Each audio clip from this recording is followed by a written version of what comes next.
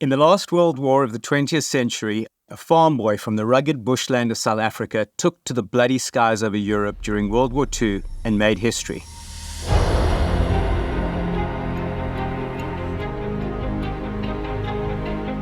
Embraced as a hero and one of the few by the embattled island of Britain and its king, but considered a traitor by many in his own country.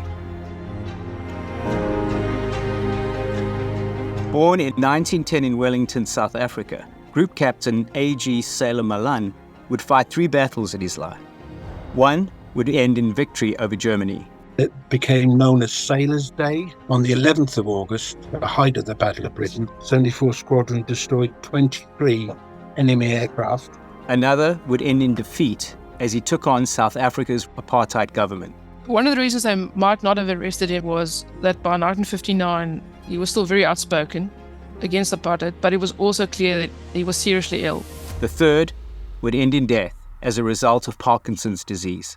And I was relieved when he died because he was so helpless and so frustrated with this disease. Cutting short a full, promising, yet humble life. One of Sailor Malan's 10 rules for air fighting was to always turn and face the attack. For him, this was not only true in a dogfight, it was true whenever injustice or adversity confronted you in life. This 6-episode series paints a compelling picture of the remarkable life of this, in all other respects, unremarkable, ordinary man. Face the Attack, the 3 battles of Sailor Malan, uses the terms and language of the times in which the events took place, which some may find offensive or difficult to hear. Listener discretion is advised. To receive weekly episodes, plus additional content, follow this series wherever you find your favorite podcasts. To discover more, visit facetheattack.com. Episode 4. A battle ends, a battle begins. In January 1943, Malan was promoted again, becoming Group Captain. At the time, he was one of Britain's top fighter pilots and commanded an entire sector of England's fighter command. Almost as if they knew about his appointment, the Germans attacked Biggin Hill, the headquarters of Malan's 11th Group, an act he considered a bloody nerve. He was back in the air again, even taking to the skies on his wedding anniversary. While Sailor was always leading from the front and continuing to fly with his men, he was different from his fellow pilots, as he was one of the very few who had a family. Jonathan Malan was born in June 1940, and Valerie Malan, Sailor's daughter, was born in June 1943, shortly after Biggin Hill shot down the 1,000th airplane during the war. So his children were born kind of on either side of his main war efforts. As I was growing up, I remember watching flashes in the sky, being very excited about that. But I picked up on my mother's nervousness and did as I was told, and went into the cage, the steel cage in the middle of the lounge. In case of a direct hit of the roof collapsing on us, the steel cage would have protected my mother and myself. So we spent some nights inside a steel cage, which was like fencing on the sides, but steel plate on top and bottom, strong enough to take a collapsing building. Other times I can remember noises of bombs dropping, but it wasn't often. I remember being sent to a boarding school out in the country, probably aged around 4, and that would give you a feel for the nervousness of people in and around London. They needed to get the children out of the country, so at least the children would have a certain amount of protection. So I was very aware that there was a war going on without knowing why or exactly what was going on. Only after the war did I begin to hear stories about the people who flew in the Battle of Britain, people who sailed in the ships, people who risked their lives in all sorts of terrible circumstances to save Britain and the Western world from this rampaging guy called Hitler, who I'd never heard of. Jonathan's recollections of his father during the war are simple, innocent ones. He would remember the man who bounced him playfully on his knee, not as Malan, the great fighter pilot, but simply as Dad. I remember sitting on his lap, I remember playing games with him, but I don't remember him being at home as often as he would probably have liked to be. He wore a lot, he was on standby. Later as a station commander, he would have been off duty a lot longer hours than we would have liked. Malan lived the somewhat absurd situation of being in combat day after day, commanding, essentially having the lives of his pilots in his hands, and then heading home to adjust to a family life for a very short period, only to be back in the fray shortly after. He was much older than many of the other pilots, and many of the pilots he commanded. Some of them was young as 18, 19 years old. And he was quite a bit older. He was married. Having a family gave him a purpose in the war. It just emphasized to him how important it was to win, not merely for the sake of democracy, but for his family as well. So that it gave him a different motivation than some of the other pilots. Obviously, it wasn't easy for his family. They moved something close to 30 times during the war. He was away for long periods. For example, he was sent to the United States to advise the then Army Air Corps on tactics and give them advice on training and such things. And they went to Canada as well. So he was away for long periods. It was obviously dangerous. So it was incredibly stressful for his wife. He was kind of oblivious to the effects it had on his family. And he only later realized how terrible it must have been for his wife, not knowing if he's coming home. In the well-known 1969 film Battle of Britain, Robert Shaw portrays the character based on Sailor Malan, although he's known as Skipper in the film. For the producers, a key part of his character was the fact that he had a family, and that added an extra dimension to him. There were other dimensions portrayed in the film, however, that some feel didn't correctly capture his true nature. The movie came out after he passed away. The people would say, oh, Skipper is based on Sailor Malan. Skipper was based on the propaganda version, on the myth of the man. And that didn't help because it just furthered the idea that he was this cold-blooded killer, he was aloof. It just furthered the myth. I think if Yadi had lived, he would not have been impressed. The sailor never warmed up to the Germans. He never forgave them. It's highly unlikely he would have enjoyed the film or he would have not have acted as an advisor or anything like that. Sailor wasn't the only Malan to experience conflict during World War II. While he was leading the charge against the Germans, his three brothers also saw action in different theatres. It was in 1943 that Malan learned of the death of his brother Francis, killed while flying RAF operations with 72 Squadron in Tunisia. He was just 23. His other brothers, Ralph and Stanley, had also gone to war, joining the South African Air Force and Army, respectively. As Christo du Toit of the South African Air Force Association recalls, the nation was to make an important contribution to the war effort. South African Air Force was established on the 1st of February 1920, and General Sir P.F. Reineveld was appointed Director of Air Services. At first, when the South African Air Force started, they had only 100 aircraft that was donated by Britain. With the start of the war in East Africa, our first deployments happened.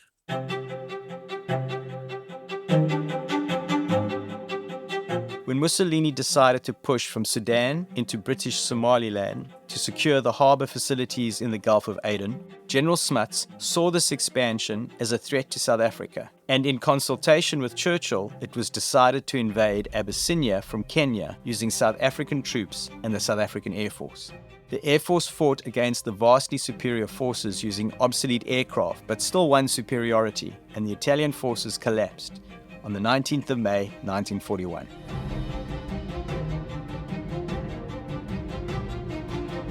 As Germany entered into the Western Desert with Rommel as leader, the next South African theatre of operations started. Initially, only a few squadrons were deployed with ground troops during Rommel's first great push towards Egypt. But by October 1942, the South African Air Force had 13 squadrons in the Western Desert. The South African Air Force mostly consisted of volunteers. The SAF members that were seconded to the RAF during the war, they continued to use the South African Air Force uniforms and not that of the Royal Air Force. And the South African Air Force was the only Commonwealth Air Force not using the prefix Royal or using RAF insignia, but rather their own orange, white and blue insignia. After North Africa, South African Air Force moved to Europe, flying reconnaissance, fighter, bombing and escort sorties, and eventually forcing the Luftwaffe to operate mainly from the Italian mainland. Together with other air forces, the South African Air Force, an ever-expanding force destroying Germans along the front lines, also formed a major part of the Balkan Air Force, supplying and supporting partisans in both Yugoslavia and Czechoslovakia. It was also instrumental in the Warsaw Uprising between August and October 1944. David Dent, a World War II South African Air Force bomber pilot who would later become a friend of Malan back home in South Africa, who vividly recalls one of his own missions over Europe, encountering the Luftwaffe for the first time. I just looked up and was the first time I'd see the swastika in my life. Sword on the tail of this fucking wolf. Unfortunately, the quality of this recording has degraded over time. But here is a transcript of what he related to me more than 22 years ago. And I still don't remember what my reaction was. By then, they had broken up the formation. The number 1 had an engine shot out. Number 2 had wing damage. So we are virtually on our own. At that moment, what happens, of course, is they attack you like a swarm of bees. We dropped the bombs, and we were the only ones that hit the target that particular day. I hastened for the coast and then realized that the damage was done because these Me-109s had all attacked us from the back. The props are riddled with bullets and one engine as well. But we were still going. We all made it back, and it was an experience that I'll never forget. David Dent was amongst many South Africans involved in the war. One of the others was Malan's very own mother. She enlisted in the Women's Auxiliary Air Force, so it is no wonder the family gained a fitting moniker. They were called the Fighting Malans because all of them joined the war effort in some way. Sailor joined the Royal Air Force. Rolf was in the South African Air Force. He was an observer. Francis Malan flew Spitfires for the Royal Air Force. Stanley Malan was the only brother who joined the army, the South African Union Army, not the British Army. And then Peter was too young, and I think one of his sisters was a nurse. Rolf Malan's wife was also an army nurse stationed in South Africa. And his mother lied about her age to also join the war effort.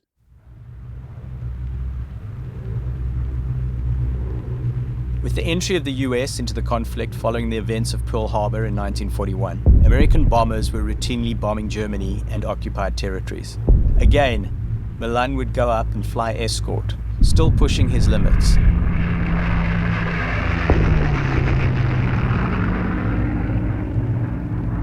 He once remarked, "I would rather be scared to death than bored to death."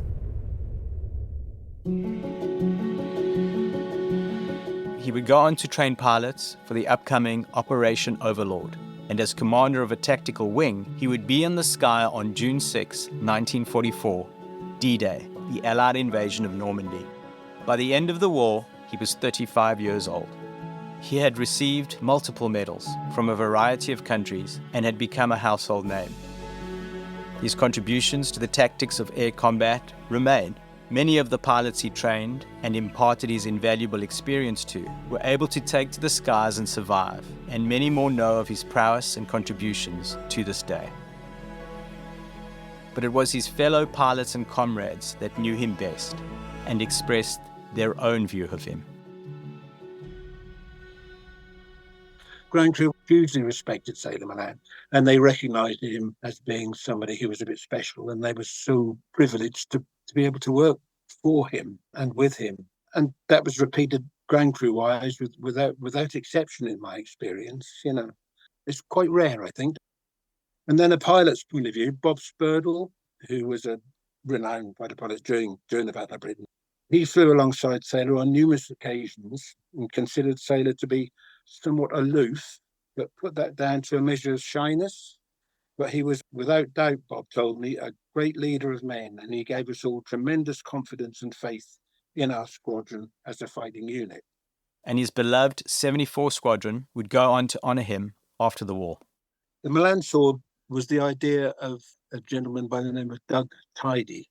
He was not 74, but he was a historian. And he and many other former members of 74 Squadron decided that Sailor Malan should be commemorated by something very tangible, like a sword which could be carried on parade.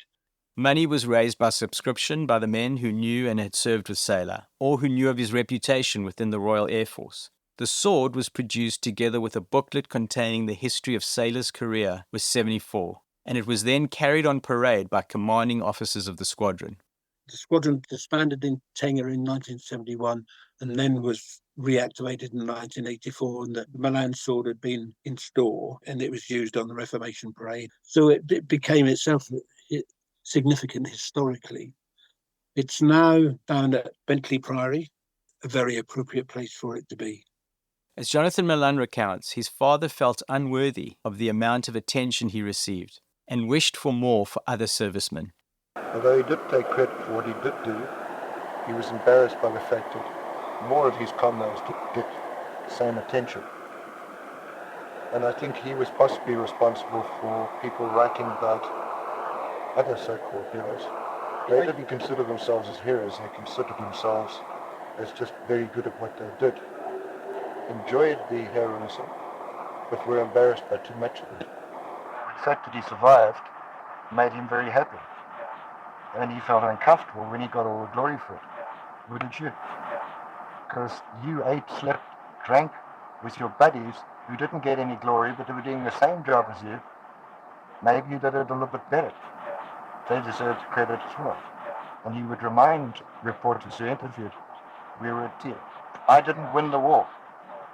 Sailor Malan didn't win the war. Churchill won it. 3,000 pilots won it. Probably more than 1 million soldiers won it. We all had to do our part.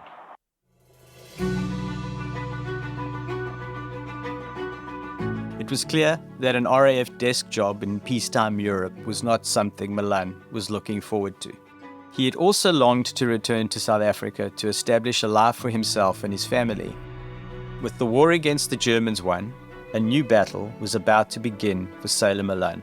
A lesser-known chapter, but one that would challenge him in new ways as he replaced the battleground of the skies above England for his homeland of South Africa.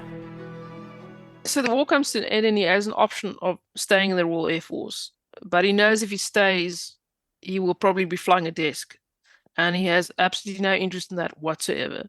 So the easy option would have been stay in the UK. He's a war hero. He can get any job he wants. He could stay in the RAF, go through the ranks. He wasn't interested in that. He was exhausted. He had post-traumatic stress. He has seen very little of his family for nearly 5 years. And he was keen to return home. And by chance, he meets Harry Oppenheimer, who was the son of Sir Ernst Oppenheimer, who was one of the richest families in South Africa. And Harry, despite coming from an incredibly privileged and wealthy background, he chose to join the war effort. And he also fought tooth and nail to serve on the front line. He served in a tank regiment and later as an intelligence officer, despite his father asking Jan Smuts to keep him away from the front lines. So there's an immediate connection between him and Harry Oppenheimer. And Sailor respects him for having served on the front line, and they have very similar values. In spite of the success and role South Africa played during the war, the political situation was about to evolve and fundamentally change forever. You have your returning servicemen to South Africa, and they are loyal to Smuts and his government.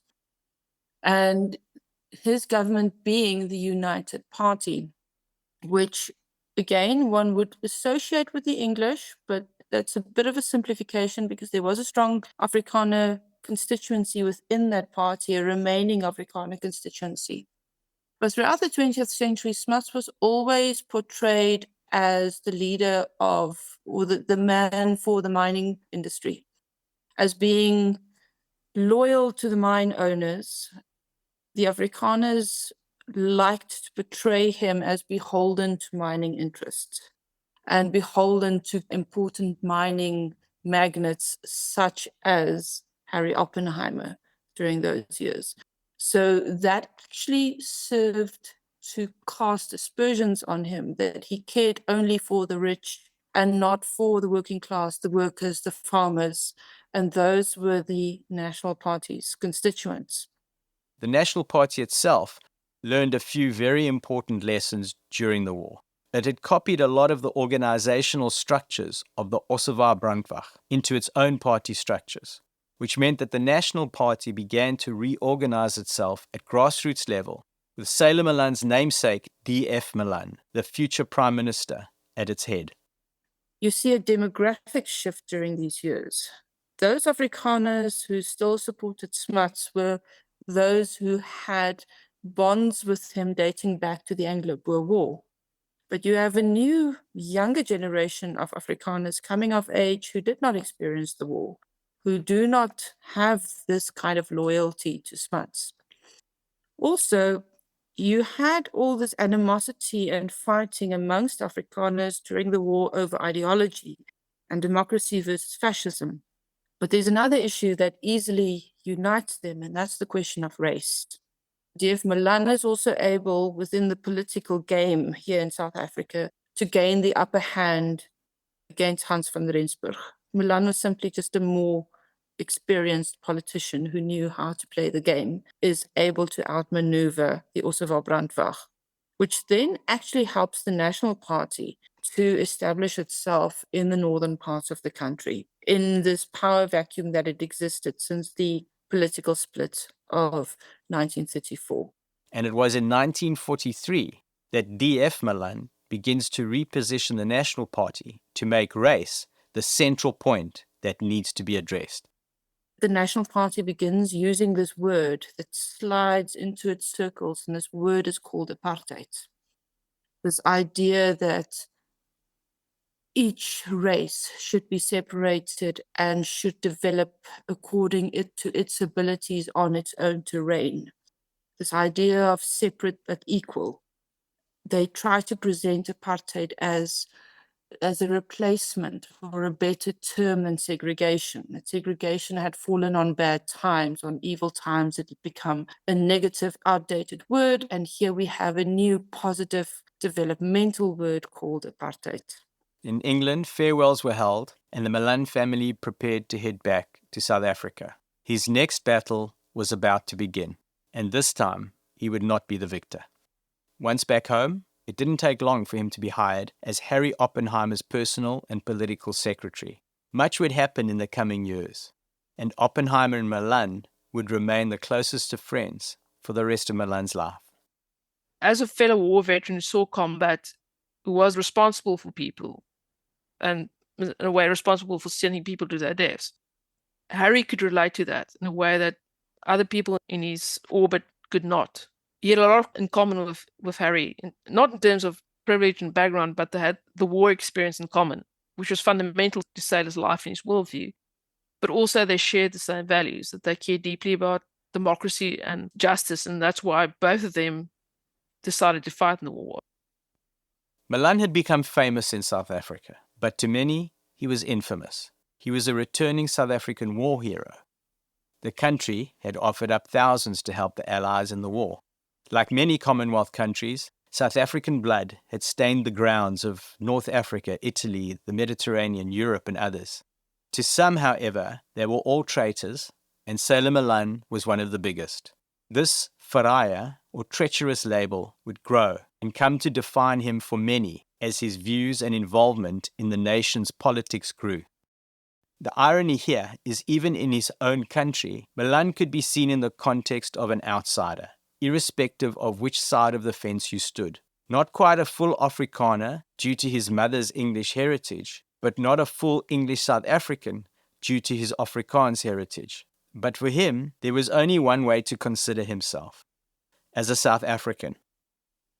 Meanwhile, during this time, the National Party had instituted 2 commissions of inquiry, both of them under one of its prominent members, Paul Sauer. The first commission of inquiry, to formulate a racial policy with regards to the coloured or mixed-race population, and what the position of that population should be in relation to the white population. And this first report, which is very little known today in South Africa, becomes the basis for commissioning a second commission of inquiry. And that produces the one that is better known, the Sauer report, which had to work out what was called a blueprint later for South Africa's racial policy going forward on the basis of apartheid. Historians have later shown this policy was anything but a blueprint, but it became a very handy policy document, which the National Party then used in the run-up to the 1948 election, in which it promised a new order for South Africa, one that would fight the 2 great perils, the red peril, communism, since we are now entering into the Cold War, and then the black peril, African domination, for which apartheid is the answer. With this policy in hand, the National Party positioned itself for the 1948 election, what would become another crucial turning point in South African history. As we enter into the 1948 election, Smuts is resting on his laurels. He is the man who helped bring the Allies to victory, and he has established himself firmly as a political leader in South Africa. And he believes that he's going to win the next election. He doesn't even think about it. In the meantime, the nationalists have been organizing very effectively. They have been formulating new policy documents. They have energetic young organizers. They are working at grassroots level. They are inspiring the new generation of young Afrikaners. And come the 1948 election, Smuts is in for a tremendous shock. Later on, historians would point out that Smuts lost that election because of South Africa's electoral system, which is the same that is used in the UK today. It was based on constituencies, but due to South Africa's geographic expanse, there was a stronger weight on rural constituencies, which were mostly Afrikaans, whereas the cities were mostly English. Smuts' support was concentrated in the cities, while the nationalists had their support in the countryside. But the great switch that comes, which Smuts does not see, apart from the National Party being a better organized party going into this election, is that the Transvaal farmers in the northern part of the country, they take their support away from Smuts and they shift it towards the nationalists. And then the second constituency that switches away from Smuts is the white working class on the Witwatersrand, especially the Afrikaner white working class.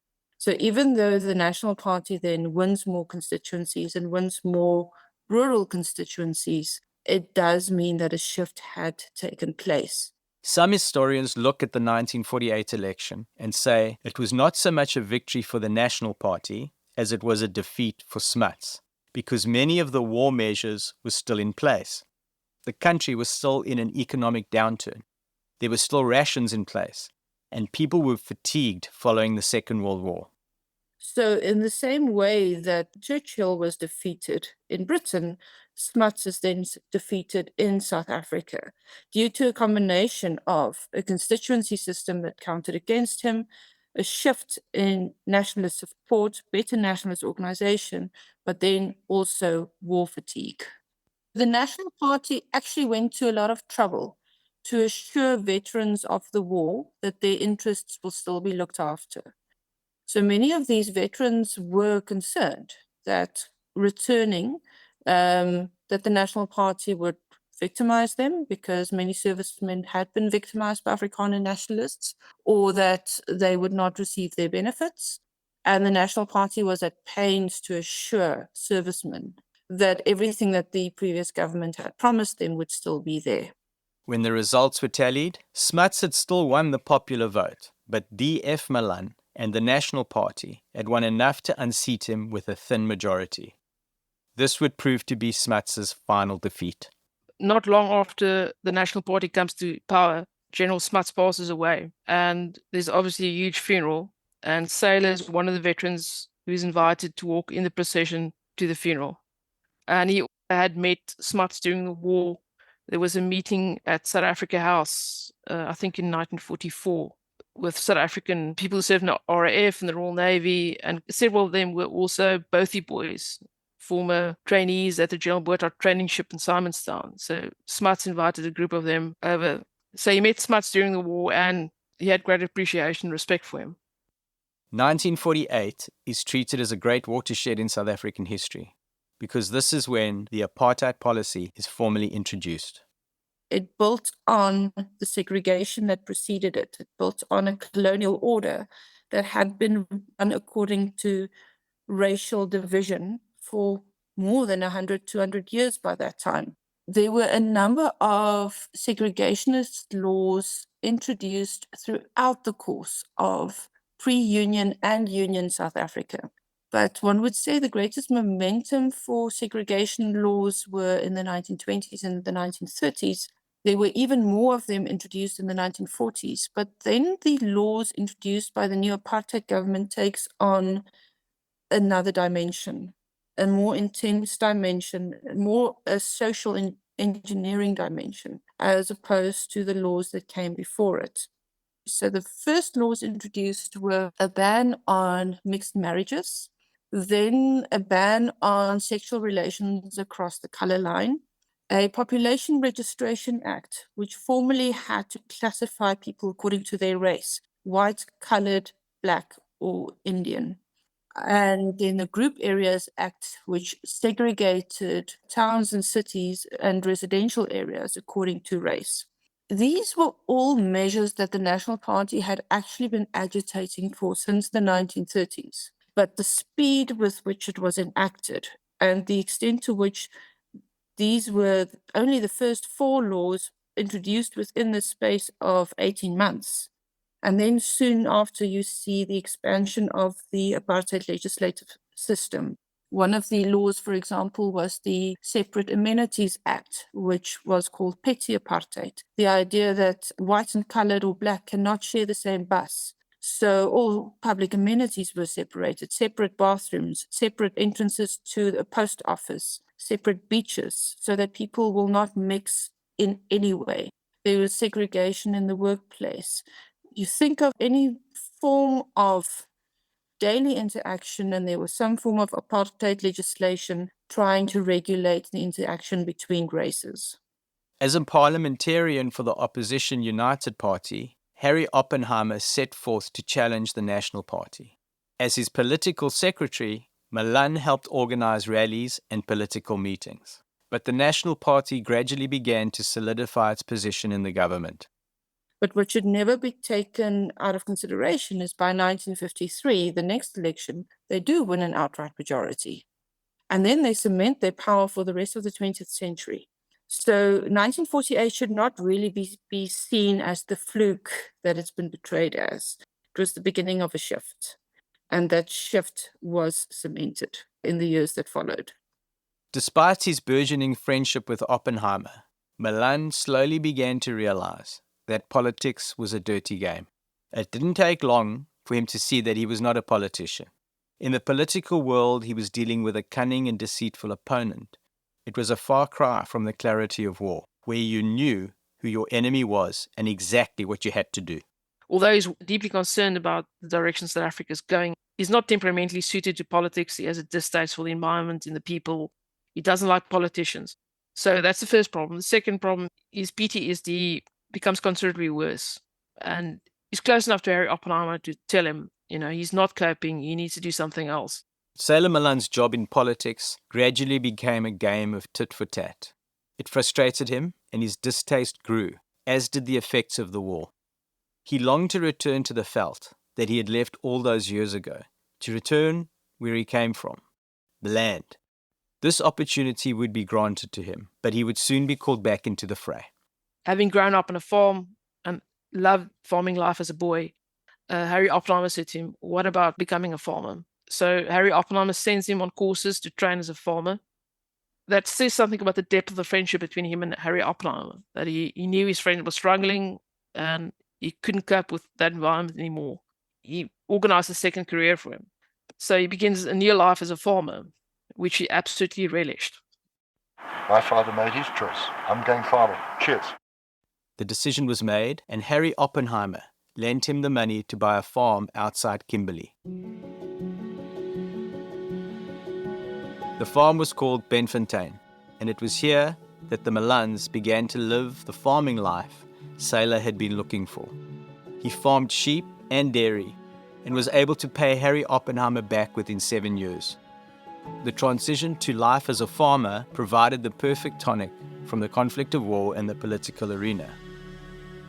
Perhaps, given Malan's own disrupted youth and having been sent away from home at the tender age of 13, Benfontein was a way for him to have the family life he never got to experience. Yet having not experienced it, one gets a sense it was still difficult for him to live that life. Looking back, I would say that because he was at sea for 9 years from age 30 and then in the Air Force from 1936 onwards, I would say he was out of touch with family life. He did not know how to handle children. So my interaction with my father was not as much as I would have liked it to have been. But I think that's understandable, given the situation at the time. These men had to very quickly become warriors, not family men. But after the war, as us kids grew up, he was still a little out of touch with us, and he left the child rearing to my mother. Yet in spite of his history, this was still a happy time for the Malan family. Yeah, so this is probably the happiest family days of his life. And the first time he really spends considerable period of time with his family. I mean, in the evening, he goes and walks with his wife. Every evening, his kids are there that go to local schools in Kimberley. And it's the family life, not only he never had during the war, but what he never had as a boy, really.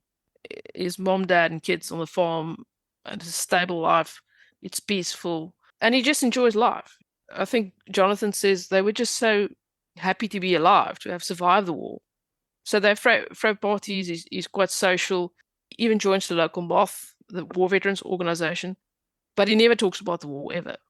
In many ways, Lynda was his saving grace because she's the one person I think that understood him better than anybody else. And I think given his PTSD, he could easily have gone off the deep end had she not been in his life and if he had not had a family. His relationship with his kids were a bit more tricky, I would say, but not just because he was away so often, but also because you have to take into account that this is a man who spent most of his life in uniform. From the age of 13, he was in a military or semi-military environment, heavily restricted and disciplined. So he didn't really know how to relate to them. So some aspects of family life was a bit tricky to him, but he loved his family very, very much. The freedom of farming at Benfontein was a welcome change from Malan's previous careers. But the political instability still had one last hold on him. In 1951, the National Party tabled a bill that would remove coloureds, the so-called mixed-race South Africans, from the voters' roll in South Africa. To the international ear, the use of the term coloured by South Africa will be extremely jarring. But in South Africa, it actually refers to the apartheid categorization of people as either being white, and the idea is purely white, black, Indian.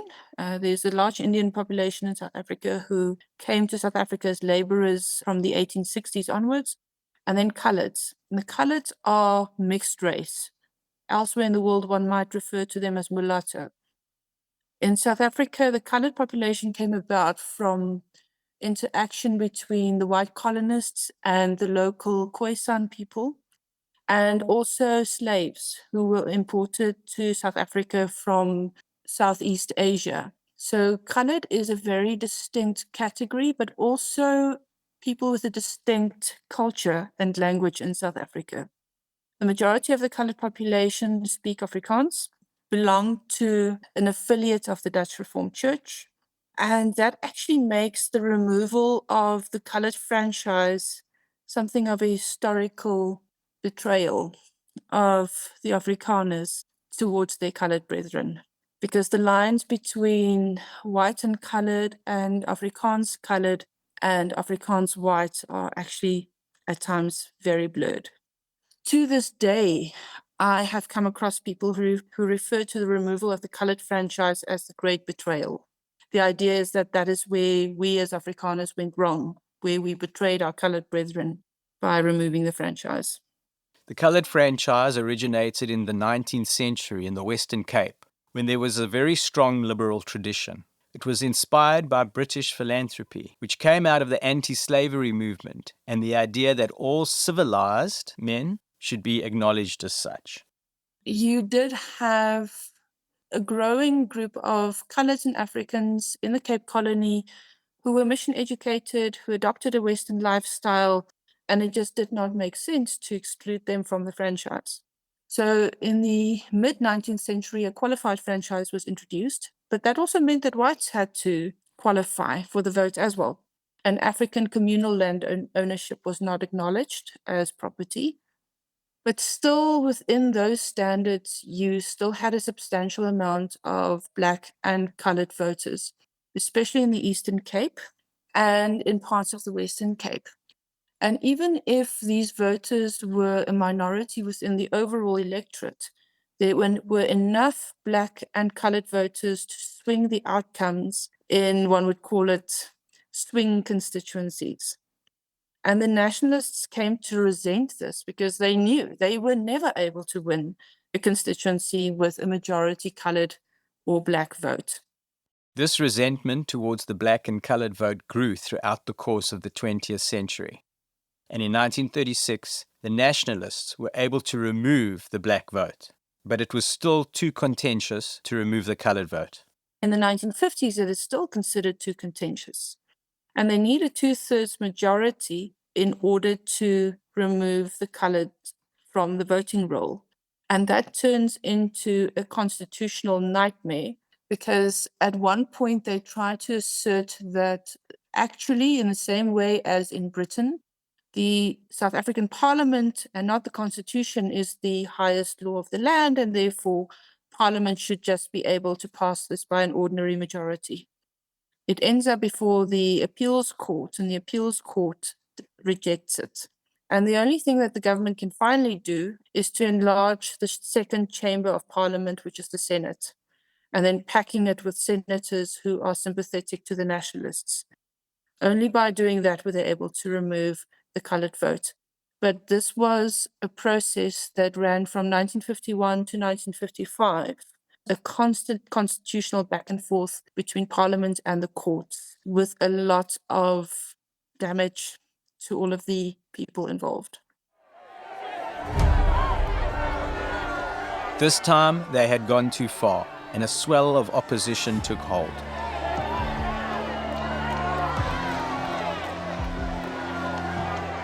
War veterans banded together to create an organization to take on the government.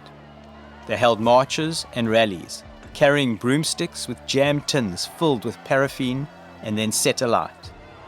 They became known as the Torch Commando, and they needed a leader. Next time on Face the Attack, the 3 battles of Malan, hope is placed in the Torch Commando as its membership swells to over 200,000. The Torch Commando headquarters in Johannesburg were kept very busy organising the nationwide protest against South Africa's government. And Malan steps in to protect when the bully boys come knocking. And he got about 12 of his friends who had been in the war, equipped them with pickaxe handles, and went and visited the Rudabonders. As one piece of apartheid legislation, pass laws were designed to control day-to-day life, but became a potent symbol of mass opposition. There was this physical thing that is always at your back pocket, checking your movement. Burning of the pulse was like taking back your freedom.